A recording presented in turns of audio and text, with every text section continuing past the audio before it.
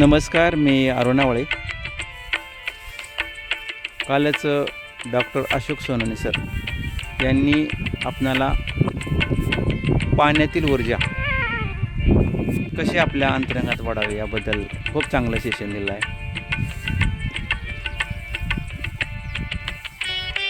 तर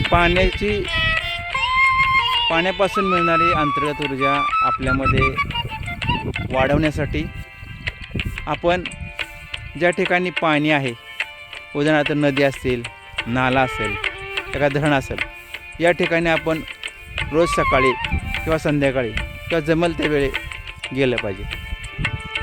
तिथे आपल्याला पाण्यापासूनची ऊर्जा चांगल्या प्रकारे मिळू शकते. त्याचप्रमाणे आता मी या ठिकाणी हिरवळीच्या ठिकाणी आलो आहे. या ठिकाणी डोंगर आहेत, हिरवगार सगळं आहे. त्याचप्रमाणे इथं गवत आहे. गवतावरचे दवबिंदू असतात. ह्या दवबिंदूवर पायामध्ये चप्पल न घालता मी या ठिकाणी फिरत असतो, चालत असतो. त्यामुळे पाण्यातील ऊर्जा, दवबिंदूपासूनची ऊर्जा, या शुद्ध हवेमधला ऑक्सिजन या ठिकाणी मला मिळत आहे. त्याचप्रमाणे आपण सकाळी लवकर उठल्या तोंडावर पाणी मारून, तोंड हात पाय धुवून, त्याचप्रमाणे स्वच्छता करून आपण पाणी पिलं तर आपल्याला पाण्यापासूनची ऊर्जा मिळत असते.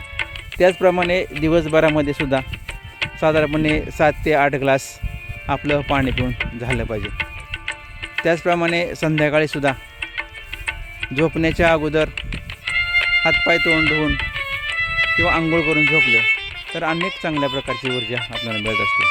तसेच जर आपण कामावरून थकून भागून आलो तर तोंडावर पाणी मारलं तर आपल्याला खूप चांगली ऊर्जा मिळते, खूप फ्रेश वाटतं. आणि जे खरे मित्र असतात त्या मित्रांची संगत करावी.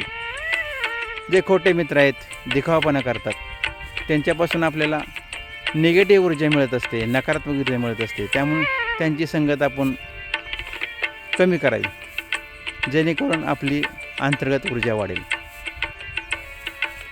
धन्यवाद सर.